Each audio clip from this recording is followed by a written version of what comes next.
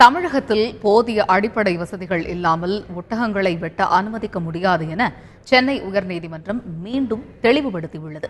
பக்ரீத் பண்டிகையை முன்னிட்டு ஒட்டகங்களை பலியிடுவதற்காக எதிர்ப்பு தெரிவித்தும் ஆதரவு தெரிவித்தும் தொடரப்பட்ட வழக்குகளை விசாரித்த தலைமை நீதிபதி சஞ்சய் கிஷன் கவுல் தலைமையிலான அமர்வு ஒட்டகங்களை வெட்டுவதற்கு தமிழகத்தில் இறைச்சி கூடம் உள்ளிட்ட வசதிகள் இல்லை எனவும் அதனால் ஒட்டகங்களை வெட்ட அனுமதிக்க முடியாது எனவும் கடந்த ஆகஸ்ட் மாதம் உத்தரவு பிறப்பித்திருந்தது.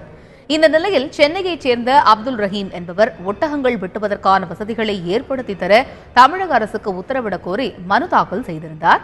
இந்த வழக்கு தலைமை நீதிபதி தலைமையிலான அமர்வு முன்பு இன்று விசாரணைக்கு வந்தது.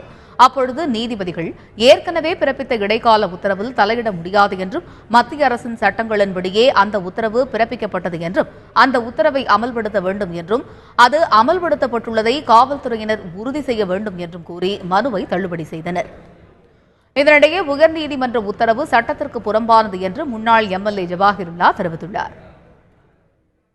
பிராணி வதை தடுப்பு சட்டம் 1960 28வது பிரிவு அந்த சட்டத்தில் உள்ள எல்லா அம்சங்களும் மத ரீதியான அறுப்புகளுக்கு அது எந்த மதத்தை சார்ந்ததாக இருந்தாலும் அதற்கு பொருந்தாது என்று மிக தெளிவாகவே சொல்லி இருக்கின்றது.